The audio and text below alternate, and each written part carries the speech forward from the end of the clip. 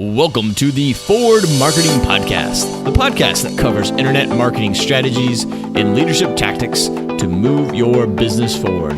With your host, Joshua Jarvis. Hey, and welcome back to the Forward Marketing Podcast. I am your host, Joshua Jarvis, and I am super excited, as always, for this podcast. And so if you've been listening with us during this sort of summer of growth hacking, last week we covered the 17 different tactics and tips for how to maximize landing pages. And I don't have a sponsor or anything for the show. I don't have commercials on this show. But one of the things I've done with all my web design clients and even my WordPress SEO clients has been to switch them over to using something called Thrive Themes. And I love things like ClickFunnels and Optimizely and things like that just really focus on landing pages. But sometimes clients want a website, and sometimes they want a website that can generate traffic through SEO efforts. And Thrive Themes, it's just been such a pleasure to work with that, they didn't pay me to say anything. I am an affiliate, and I'm going to give you a link so you can get the landing page sort of basics. But it's just been one of those things where I've used Beaver Builder and sites using Visual Composer and all these other ones, and Thrive has the easiest thing to use when it comes to building out pages, as well as it's designed for conversion. And when you're a digital marketer, conversion is kind of the name of the game, and it's the most important thing. So I've built real estate websites with it, built insurance websites with it, and it's just pretty amazing. So if you enjoyed last week's episode about landing pages and you also want to learn more about Thrive Themes, I've set up an affiliate link, so I do get paid if you decide to move forward with Thrive Themes, and I would love it if you did, because again, they're not paying for this commercial. I set up a link. It's at rd.us/TLP.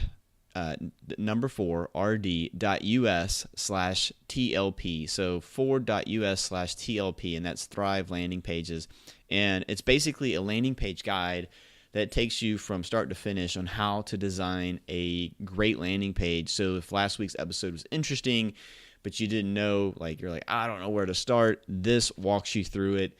And it's a great resource. It's one that I had starred previously when I had found it, and I just think it's awesome. So that's why I'm sharing it with you. So I appreciate you sort of bearing with me through this commercial, but it's probably one of the few times I'll do it.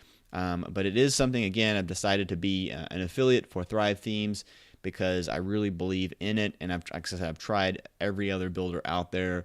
I used to do use Divi from Elegant Themes for a long time, and just hated how slow it was. And Thrive Themes is fast. And so, again, that URL is forward.us/TLP. So forward.us/TLP. I'll put something in the show notes. If you want to contribute to the site, then great. That'd be awesome. But without further ado, you probably are waiting for what is this episode actually about? And depending on if you clicked on the title or whatever, then you'd already know. But it's the 6 keys to how Instagram works. So we talked about Instagram, the keys to an Instagram strategy before, but really never got into sort of how does it work. And so I wanted to kind of talk about how it works, because I think if you understand how Instagram actually works, you can sort of use it to help you in the future with the type of content that you do, the type of how often that you might post content, if you're wanting to use that channel. And if you're not wanting to use that channel, why not? I mean, there's a lot of people on there. I think there's more engagement than Facebook on Instagram at this point, and so yeah, you should be on there. So anyway, without further ado, let's get the episode started. I wish I had some music. I got some music for the end to my rambling to the beginning of the episode. But so Instagram uses machine learning based on your behavior to create your unique feed. So in theory, it could be that basically no two people have the same feed, because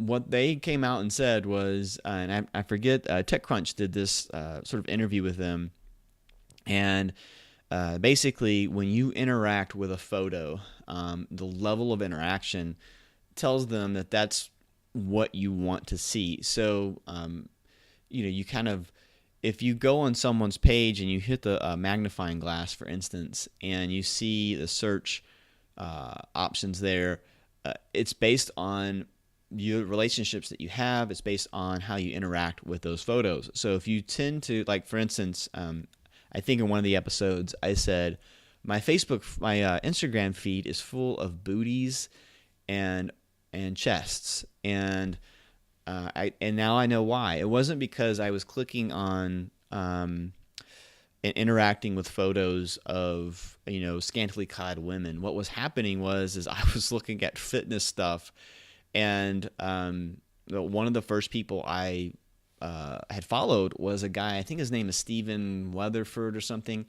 I had seen him on Fox, and he's like a former punter for the NFL and just had this fitness program. And I was like, oh, wow, that's really cool. So I was interacting with a lot of these fitness photos, which incidentally is also what a lot of these sort of booty models, I'll call them, do. So they do these squats and that sort of things on these fitness pages. So apparently I was interacting with a lot of that, and it messed up my feed. So so I took a step away from it. Total side note, rambling here, but took a step away from it because I just was like, oh, wow, this is probably not good for me to be scrolling through this all day. So when I got a new phone recently, the feed is definitely back to sort of a normal, like it clears. So I think it's that I assume that this thing is sort of stored somehow on your phone, because my new feed doesn't have any of the women on it. So anyway, the whole point is that it knows how you interact, and so there's different levels of interaction. There's clicking on the photo, there's loving the photo, there's commenting on the photo, and so as you see, there's definitely deeper interest in there. So, but how does it rank your posts? All right, so what they came out and said is, like, people that you follow, if you scroll through your feed, you'll actually see all of their posts. So that it doesn't hide anything. So it's important to note that no matter what you post, that it's not hidden. The thing is that, and I'm going to get to these 6 criteria that they say basically is important. It shows how you rank in the sort of search feed, as well as how you rank in people's feed when they're following you. But basically, it all comes down to, like, how they're interacting with those with your photos and all of that. So the first one is interest, like we just talked about. So interest is the number one thing that the machine looks at. So how much interest are you having in this photo? And so there's different aspects of the photo and how you might interact with it. Did you bookmark it? Did you love it? Did you comment on it? Is this someone that you know and you've commented on before? And so it looks at that relationship. How deep is that relationship? Because it assumes that if you're very interested in the person, then you'll want more of that content. The second thing is because we've already talked about interest for some time, is recency. So how recent is the post?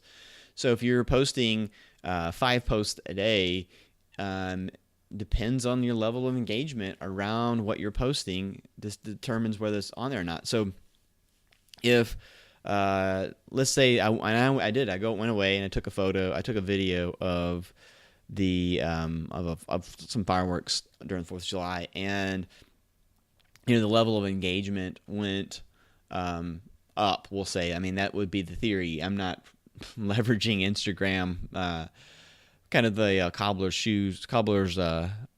kids have no shoes, so to speak, situation with me with Instagram. But in theory, the level of engagement should go up because I've been away for a while, and so Instagram would think that most people would want to see that post.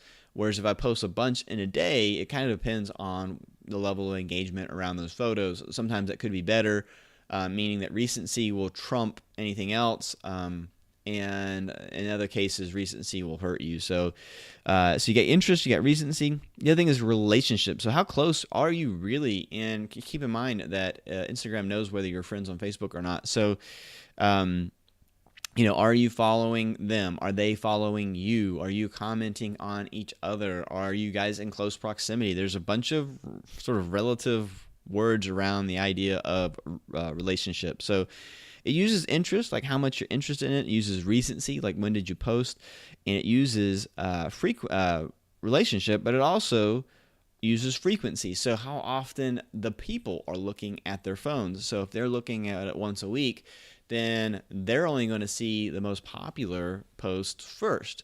And if they are visiting every 5 minutes, then they're the ones that are going to benefit. Those are the ones that are going to see the posts that you're making if you did a bunch of posts in a single day. And how you might use this is your most engaged fans. You may produce more content and see, does this grow? Is this growing my sales? Is this growing my followers or not? And run some tests on that. So 1 month maybe do 2 posts a day, other months do 1 post a day, and so on. And then the final one is actually follows you. So who do you follow?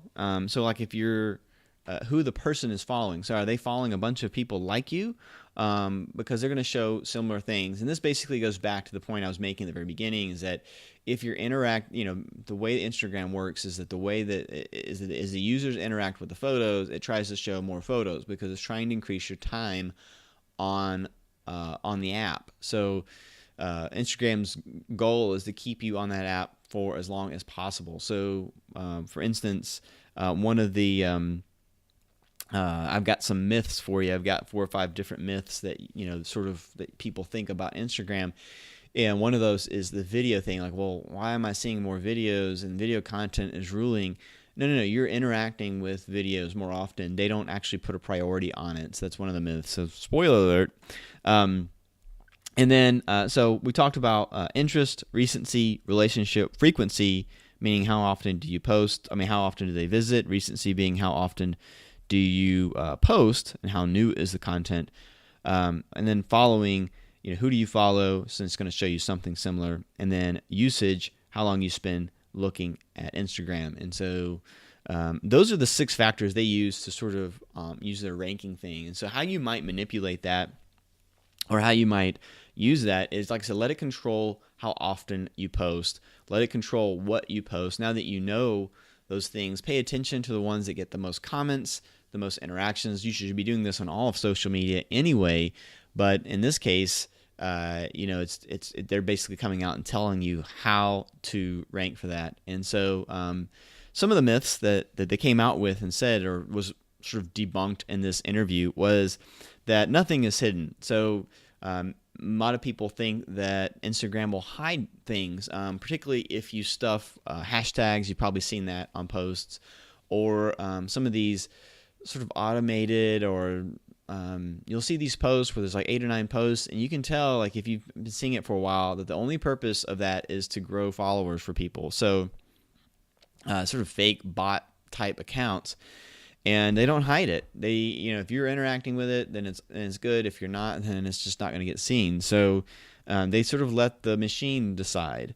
And then the other myth that came out was what I mentioned already, that the feeds don't favor videos, but the research shows that people do. So the videos aren't the thing that is being pushed on you. You are interacting with the videos. If you're seeing more videos, it's because you're interacting with videos. If you're not seeing more videos, it's because you're not interacting with the videos. So the other myth was there's no downrank for overposting. It only metrics of engagement. So basically what that myth is saying is that, or that myth buster is saying that there's no downrank. So if you posted 100 posts a day, you're not going to get flagged or anything. It's just that it's the level of engagement around your posts that matter to Facebook. So I feel like I've been repeating myself, but I think this is really important for anybody that's using Instagram. And then Instagram doesn't do anything special for businesses. It's really a lot like Pinterest. So if you have a business account on Instagram, they're not going to sort of sandbox you, if you will, kind of like Facebook does. They treat the account the same, basically. So there's really no reason not to have a business account versus a personal account. You may want to get both, so that in the future, if they do sort of sandbox the businesses, then you'll already be ahead of the game. So that would be good. But if you like Instagram, if you're using this, or if maybe this is the first time you're listening, we did an episode that was about Instagram before. We kind of walked through how to really maximize your posts and how to actually get the engagement around the posts that would have caused you to rank better in Instagram. And so go ahead and listen to that. I'll put that in the show notes for you. Like I said, when I read this, I just wanted to share it with you. These 6 different things that they use to rank, as well as these different myths that were kind of busted, tell me that if there's no sort of filter, if there's no penalties on this thing, then you could sort of, it's already being abused, but you could sort of create a strategy around that to make sure that you rank. So again, you want to do posts that engage with a lot of people, but it also means that these services that are out there that increase your followers, for instance, that if those, how active are those followers? If those followers are really active, so if you're paying for a service that creates a lot of followers, I'm just trying to walk you through some of these implications here. Let's say I pay a service that creates followers, and those followers are in my audience and they interact with my posts, then that means that my audience is more likely to see my posts.